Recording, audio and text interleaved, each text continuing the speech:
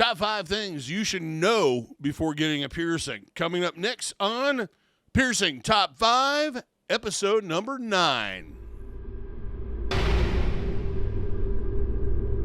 For those that are new to the channel, welcome to the Body Piercing and Tattooing channel. Hope you're enjoying the videos. Hope you're finding them helpful and useful, but you might not know who I am. My name is DaVo. I'm a professional body piercer and have been since 1994. I own and I operate the Axiom Body Piercing Studio located right here in Des Moines, Iowa, inside Skin Kitchen Tattoo.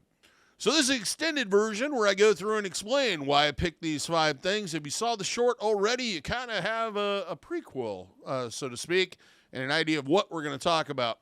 So what I'm going to talk about is the 5 things that should be covered in a piercing consultation with your piercer. Here at the Axiom, we do it pretty much every time somebody walks in, asks for, this piercing or that piercing. We'll go through all of the basics on it to give them enough information to make an educated decision on whether or not they're willing to make the commitment and whether or not the piercing is going to be a good fit for them. First thing that should be covered is average healing time. Now, this is a guessing game. This is based on thousands upon thousands of people that have gotten this piercing done of kind of an established average healing time.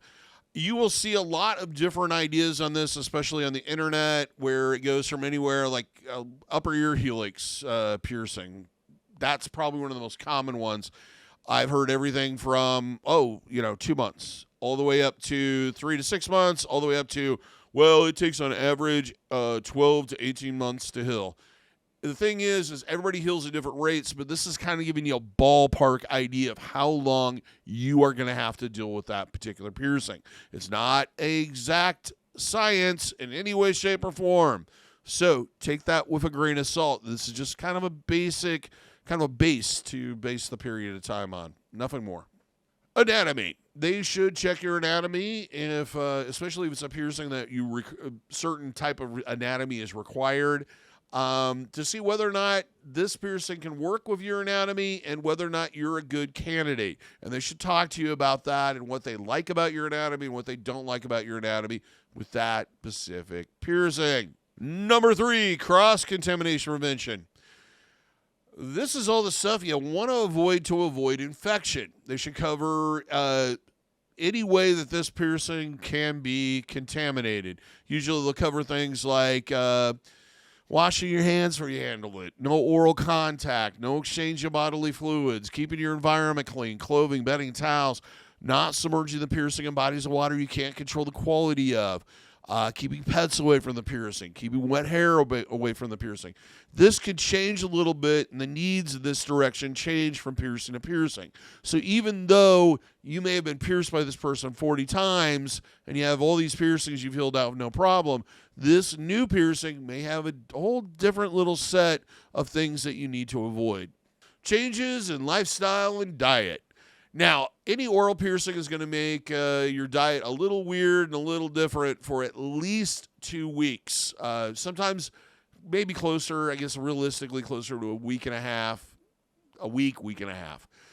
Understand this going in, and they should cover this with you in advance. There's going to be certain things that you want to avoid to cut down on the amount of swelling, and other things that are going to make your life easier to eat while that swelling is going on. As far as lifestyle changes, maybe it's something with how you sleep, how you exercise, what type of wardrobe you wear, etc.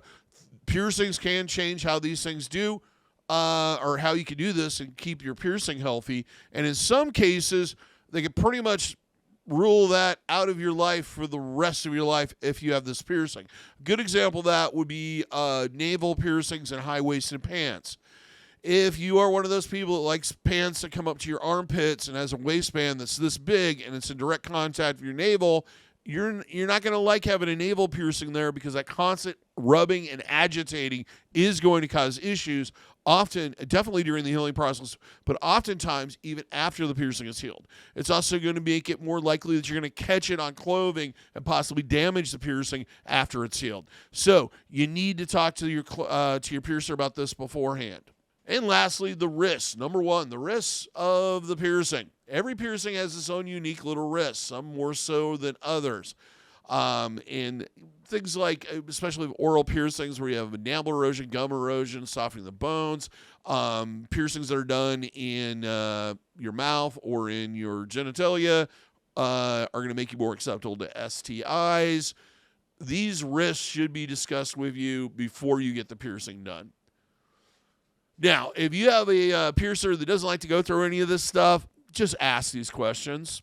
Ask them, make them go through it every single time, because maybe if you do it enough times, they'll begin to do it automatically and learn that the more educated their clients are, the less problems they're going to see in the future, and the better their success rate is going to be.